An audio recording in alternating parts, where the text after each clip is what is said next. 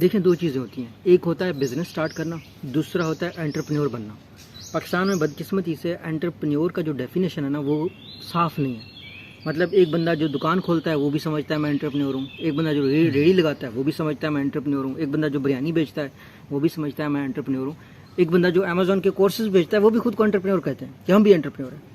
Entrepreneurship جو ہے نا وہ یہ ہے کہ آج اس وقت دنیا کے جتنے مسائل ہیں ان کا کوئی یونیک سلوشن آپ دے رہے ہو، ایسا طریقہ جو کہ انسرٹن ہے، جس میں سینیٹرٹی ہے ہی نہیں ہے، جو نیا پاتھ آپ اپنا رہے ہیں۔ مثال کے طور پر جو میٹر ٹیکسی کا جو سسٹم تھا اس کو جس بندے نے اوبر کے شیپ میں بنایا، ایپ بنایا، تو وہ ایک انٹرپرینور تھا۔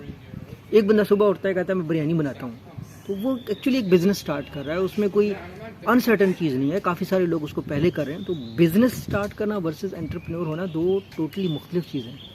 بزنس تو کوئی بھی بندہ سٹارٹ کر سکتا ہے، آپ کے آئیڈیا میں کوئی یونیکنس نہیں ہے تو آپ ایک بزنس سٹارٹ کریں۔ ادروائز پاکستان میں جتنے بھی یہ لوگ ریڑھی کھول کے بیٹھے ہوئے ہیں، جتنے بھی لوگ دکانیں کھولے، سب انٹرپرینور ہیں، پھر تو سب انٹرپرینور ہیں۔